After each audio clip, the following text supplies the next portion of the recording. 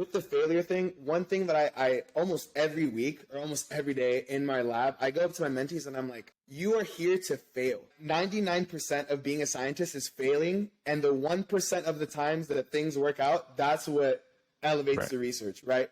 Like I tell them, you have to have this mindset of like, you can't be afraid to fail. If you're afraid to fail, you're never going to do great science. But if you go in with the mentality like, this is probably going to fail, right? Whether it's like you making a technical error or the science just not working, most of the time you fail. Like this is true in every lab I've been to, you're going to fail most of the time. But it's that 1% of the time where you succeed that leads to great research and great science. Yeah, like there was what was this? I'm going to butcher the breakthrough, but there was just a major energy breakthrough that a group of scientists achieved like in the last week or so. And they've been working on it for over a decade.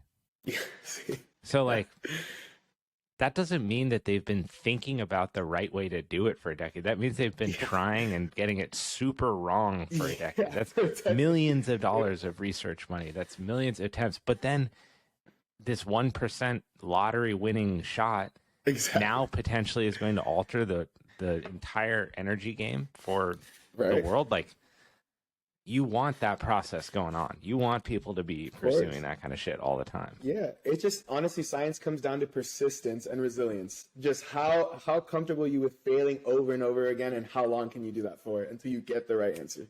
That couldn't be I mean, you want to talk about some martial arts?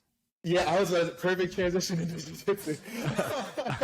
I was like waiting for the right moment of when to throw it. It's all about timing, right? Martial arts is all about timing. Exactly. How did you get into jiu-jitsu and striking? You know, so for the longest time, I've always watched the UFC right away. My dad does a lot of mixed martial arts, but for some reason, he never wanted me to do it. But finally, like, I turned 25 and I was like, Dad, you know what? I think it's time. Like, I'm going to do it. Like, you know, and I'd always liked jiu-jitsu. And the reason I actually, went after jiu-jitsu is because it takes at least 10 years to get the black belt. Yeah. And I think that is the perfect test to like callous your mind. Like before I even started, I was like, you know, I'm going to challenge myself to at least do this 10 years. Like I want to get the black belt. Like I'm convinced, like no matter what, I'm going to go for that black belt. And I like that it's like, I have to show up every day. I'm like, I remember the first time I went into the Carlsbad gym and I got my ass handed to me like no other.